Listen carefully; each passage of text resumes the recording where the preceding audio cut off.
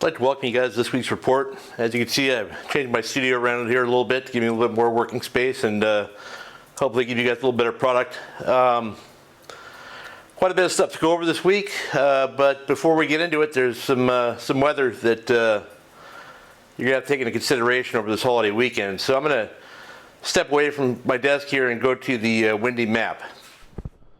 Okay, so we're looking at the windy map here. It's starting out Friday morning, pretty calm all over the Southern California Bight here. Really not a whole lot of wind happening at all. As we get into the afternoon, we get a little bit of west wind coming in, which isn't typical, but as we get into Saturday, that still nice along the beach, getting a little windy at the Channel Islands. Not too bad at the tuna grounds, a little bit of Catalina eddy, but you can see this big badge of orange come barreling down the line Saturday night into Sunday morning. By Sunday morning, it's going to be pretty blown out up north and at Clemente, even at Cat by Sunday afternoon. It's getting purple now. It's getting even worse. Still down at tuna grounds, not too bad, but it's not going to be great. Getting into Monday morning, it's pretty blown out everywhere there. You can see green even on the beach, so I think Monday's a wash. It starts to back off on Tuesday down south here in the tuna grounds, Clemente Cat. You get that Catalina eddy blocking it off, and it starts to creep back in again Tuesday afternoon into Wednesday. After that, it kind of straightens back into the conditions we've had the last week here. We're getting that southeast wind in the morning on the beach and a little bit of west now and then in the afternoons. And by Thursday, it's getting into that Catalina eddy again. But by Friday, here comes some more pain for your next weekend. I'm really hoping this forecast changes. But you can see the weather starting to build and wrap in around again here on Friday. So hopefully that eddy holds up, keeps that pushed out. But it looks like we're going to get wiped out again next week. Okay, well, the weather will be a factor in some areas. There's still plenty of fishable water throughout the weekend and next week, so let's take a look at what's biting.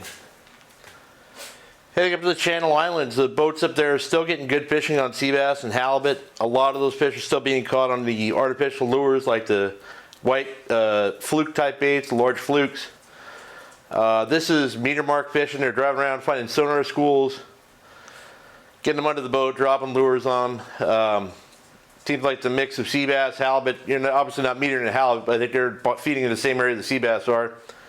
And they're just reacting to these lures. So if you're heading up there, I'd check with the local tackle store up that way or the landing and find out what you need to bring out. They're also getting some nice rockfish up there for the boats fishing them. But if I was going up there, I'd try and get on that sea bass and halibut action. Heading down the coast to San Clemente Island. There hasn't been that much boat pressure out there, so the yellowtail and sea bass bite that's been going on has been not getting a lot of coverage. I'm sure there'll be plenty of boats out there this weekend. Private boaters have been having good bass fishing still. My friends Gary Reyes, Jay Jones, and Mike Stemmerich went over there again this last weekend, and it looked like they had another great day. Private boaters are definitely going to want to check the weather if you're planning on heading out that way. Yeah, so it's going to be windy out there at different points during the weekend, but if you get there before too much wind or at a break in the wind, you should be fine. There's nothing else to report out that way other than some tuna down south, which I'll get to in a minute. So let's head into Catalina Island. The fishing down there is pretty much how it's been. Few yellows around, bonita, bass, few barracuda for guys fishing service stuff. I'm going to be heading over there tomorrow morning. So this is Thursday morning to go just fish bass, and I'll had to do the video before I left, so it's not going to be any information for this weekend, but probably just fish the east end of the island and maybe look up the back for yellows that might be willing to bite a jig or something like that.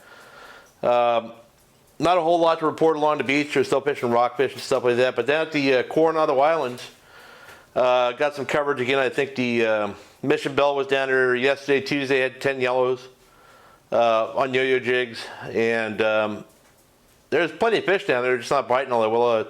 Like I said last week, a week ago Saturday, the boat had 69 fish down there, so not getting a lot of coverage. It might be a good option for private boaters to look at if it's too windy in the tuna grounds this weekend. You can definitely head down there and take a look. That's really about it for coastal stuff. The offshore action has picked up again after the full moon, as we kind of figured it would. And along with the bluefin bite, there's been more kelp patty yellows biting. Some boats are getting, 60 or 100 fish to go with a handful of bluefin, which makes for a nice day, full day trip rather than just drive around hoping to get one bite on a tuna. But it looks like the night bite's happening, and the guys are getting the bigger fish during the day on the flying fish or flying fish imitation lures. And some of the smaller boats are getting into some more of run and gun type stuff where they're casting on foamers and freezers and things like that and actually hooking fish on lures. So I'm going to be talking a little bit about the lures I fish and showing you some video on how I fish them. But as far as the weekend goes, these fish have been creeping up the line here for the last week. There were fish in U.S. waters a week or so ago. I can almost guarantee there's fish still in U.S. waters right now. It's not like the volume of the fish is coming up the coast, but the fish up north are heading down. So they're up there. It's just going to take some driving around to find them. I was talking to my friend Jonathan the other day, and he said about, it's be fun to find out, but it's an expensive run out there out of Long Beach or Newport to go look. But if somebody wants to go look, I do it before the wind starts blowing because it's going to be kind of tough to do it after that until at least midweek, it looks like. Anyway, so talking about the lures I fish and the tackle I use, I basically have two setups that I use when I'm casting lures to tuna, and it's really based on what the lure is. So my always go-to lure whenever I have the opportunity is the Rapala Subwalk, and I switch out the hooks with 2/0 Owner 4X trebles and the Owner heavy-duty hyperwire split rings. This is a much oversized hook on this bait versus stock. I don't have a stock one out, but it doesn't seem to bother the fish from biting. I've caught 2 or 3 fish on this bait right here. I'm fishing this on a 25 narrow pen 2-speed. When there were all sub 100-pound fish around, I fished a star drag. Now there's been bigger fish the last few years. I went with the 2-speed. It's nice to have when you do that fish straight up and down. I got that full of 80-pound braid. I've got a 100-pound leader of fluorocarbon line, which you can either tie or crimp. Doesn't really matter. It's up to you. But I wouldn't use any lighter than 100-pound because if these fish choke this bait, those teeth will get on this line and break you off. This is an 8-foot rain shadow RCLB 80M graphite composite. It's basically a medium action bait rod, but I use it as a jig stick. It's got a ton of backbone with a softer tip, and I find the fact that it bends more than an H or an XH would, it bends further down, it gives me more pulling power from a skiff by putting the rod on my knee on the rail, and I don't get worked by that longer rod because of the softer tip. And we've caught fish up to 150 pounds with this rod, no problem. So it's a light or a medium action rod, but you can catch plenty of big fish on it. When I'm not throwing the subwalker, I'm either going to be throwing a popper or a stick bait like a Yozuri Hydro Minnow, which I thought I had one laying here, but I don't. I think they're all in my tackle box. But yeah, we're all familiar with what they look like. And if the fish are sub 80 pounders, we've made the mistake of hooking 200 pounders on this setup, but we didn't land them. But if they're sub 80 pound fish, and that's just, it seems like the tuna seem to group in fish that are up to 60 pounds, fish that are 60 to 80 pounds, and then fish that are 80 to 100 and something pounds, or the real big ones. So if I see something that looks 80 pound class or bigger, I'm not throwing this rod, unless he absolutely will not eat the subwalk. But for anything under 80 pounds, if you're on your own boat, you have no problem catching them on a rod like this. This is a Rain Shadow Judge RCLB 810 ml. It's basically the same rod as this, but 10 inches longer and medium light as opposed to medium. I've got a Revo Beast 50 on here, full of 65 pound braid. I have a bunch of the new Penn Fathoms low profile 400 size on order, but they're not in yet, which will replace out this reel.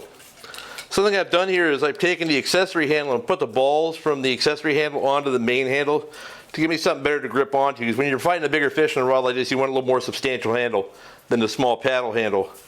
I've got this rig to begin with 80 pound, it might be 100, probably 100 pound fluorocarbon leader. Again, it's for abrasion resistance, so I know it's heavier than the line. And I have a Yozuri Hydro Popper on here. That's where I caught my fish on a couple weeks ago. Either one of those baits on this rod works. The problem with this star drag reel especially, is that you're not going to get enough drag. You can crank this thing all the way down, and you're not going to get enough drag to lift these fish. So when you get them straight up and down, I like to palm the spool like this and hold it, lift, and then wind. And you can even lift and then just turn the handle this way if you don't want to crank it that way. So basically all you're trying to do is gather line, and on a rod like this, sometimes you're all pointing straight down, lift it up like this to get a little bit of leverage. But that's on the bigger ones. Anything under that, 50 pounder, you can just fight it on your hip or whatever, and you'll be fine. But these two rods are basically all you need for running gun fishing. It's if you want to target a 200 pounder, I'd get a heavier rod, but it's not every day those things will bite a popper anyway, or a subwalk or things like that. So it's you're better off fishing your kite rod or whatever you want to flying fish setup or whatever most guys fish for those. I basically, if I see them that big, I just don't cast them anymore. But anyway, I got a little bit of video showing how I present lures on these different things. For a few last few years, we took a little bit of video, and I'm going to show you that now. In this first example here, I've got Jimmy Decker's son Briggs sliding up on a school of bigger bluefin. As you can see, there's no rush there. You just pull it back out of gear. These fish are going to stay up. You can just slide right in there and make a few casts. You can see the feeding activity is happening in a very closed thing, and he cast short of it. So rather than have him present the bait, I told him to widen it in and get a cast into the zone as I'm still sliding up with the boat so that he can't miss it. He's not a great caster, but he's going to be right in the mix here. And he's going to fish this subwalker by casting out, giving this fast jerk of his rod, picking up the slack, jerking it again, picking up the slack, and then he gets bent on the third swipe here, and it's a 140-something pound fish that he got after getting his butt kicked for quite a while. But it just shows you don't need to race up to these things or anything like that. Just slide in, get a good cast on them, present the bait, rod swipe, reel in the slack, rod swipe, reel in the slack. If they're up foaming like that, they're almost always going to bite the subwalker. There are situations where, like the next video I'm going to show you, where they won't, but let's get into that right now. Jimmy is going to cast the Yozuri Hydro Minnow on these tuna up here. So stay up for a minute. They're still there, snorkeling around. Go ahead, fire it in, Cap. It's got to do like a jerking retrieve.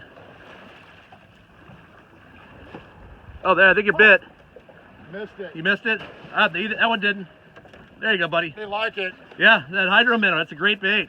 Oh, sounds like it. Yeah, how big is that fish? That one was a little larger than I was expecting.